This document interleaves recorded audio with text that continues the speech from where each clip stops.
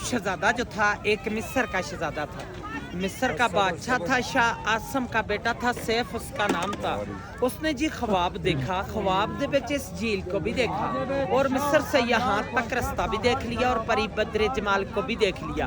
तो सुबह उठ को उसने अपने बाप से बताया कि ए बाप, मैंने रात को एक झील देखा और परी को देखा, परी पर आशिक हो गया, अब मुझे परी कैसे मिलेगी? उसके बाप ने बोला आपको तो परी नहीं मिल सकती, वो नारी है, आप खाकी हैं, वो आग की पैदाश है, आप मिट्टी की, आपका और परी का मिलाप नहीं हो सकता। लेकिन वो बाप की नाफरमानी से कई साल जमाने घूमता फिरता आखिर यहाँ नारायण में पहुंचा तो 12 साल रास्ते पे लगे थे। जब नारायण में पहुंचा तो उसको अल्लाह वाला एक वली बुजुर्ग मिला। उस वली से पूछा कि मुझे परी कैसे मिलेगी? उसने बोला कि ये सामने वाला जो छोटा पहाड़ है, इसी की भी एक साइड में एक खेमे की तरह पत्थर है, वो आप भी मौजूद है। उस पत्थर के साथ जाओ और 40 दिन का चिल्ला करो, अल्लाह की इबादत करो, तब परी का पता चलेगा। उसने जाकर इस पहाड़ के ऊपर 40 दिन का चिल्ला किया। 40वें दिन के बाद 2 जिन्नात उसके कब्जे में आ गए। उन जिन्नातों ने सुलेमानी टोपी पहनाई तो झील के किनारे पर ले आई। वो किसी को नजर नहीं आता, उसको सब कुछ नजर आता है, क्योंकि उसने सुलेमानी टोपी पहनी है। तो साथ उसकी सहेली थी और 8वीं वही मलका बद्र जमाल परी जो ख्वाब में मिली थी। यहाँ पे नहाने के लिए आई कोएकाफ से। कोएकाफ जो है रूस के पास है, चेचनिया की तरफ है, रशिया में। आकर सब ने अपना अपना लिबास उतारा तो यहाँ पे नहाना शुरू कर दिया।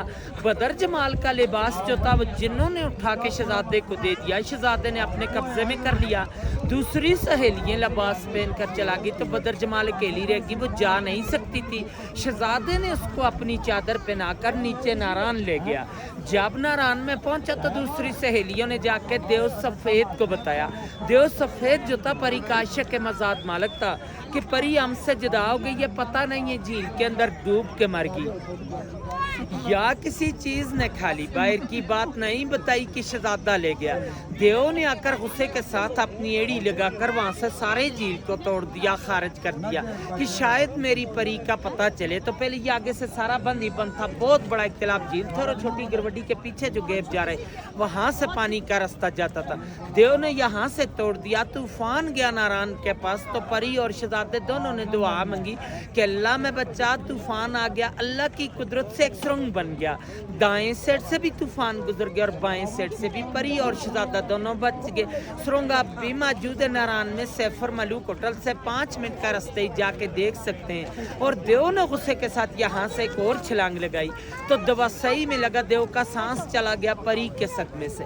परी को लेके शहजादा शहर मिस्र को चला गया। शहजादे का सैफ नाम था, मलूक मुलाकात से कहते हैं। यहाँ पर परी और शहजादे की मुलाकात हुई है, इसलिए इस झील का नाम मशहूर की सैफर मलूक झील और इसकी दास्तान बनी है। फिर इसके ऊपर लोग आने शुरू हुए।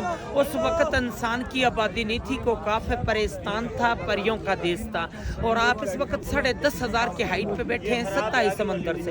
वो सामने मलका पर्वत है, बर्फ वाली चोटी, इसकी 17 हाइट है, 7,000 यहाँ से ऊपर है। लेकिन आज दिन तक इस पहाड़ी को किसी ने सर नहीं कर पाया। इसके अंदर सोने की मैसत है, परियां इबादत करती हैं, जो बंदा भी जाते हैं उसको गिरा देती हैं। 98 का वाकया राशिद भट्ट लाहौर का एक बंदा था, वो कहता था कि मैंने इस पहाड़ को सर करना है। लोगों ने उसको मना भी किया था लेकिन वो चला गया। जाते हुए रास्ते में गिर के मर गया था। 13 दिन बाद उसकी डेड बॉडी मिली है। मकामी लोगों को उन्होंने उठा के नीचे भेजा है। चांदनी रात होती है, चांद की जब 14वीं रात हो तो परियां उतरती हैं यहाँ पे अभी भी।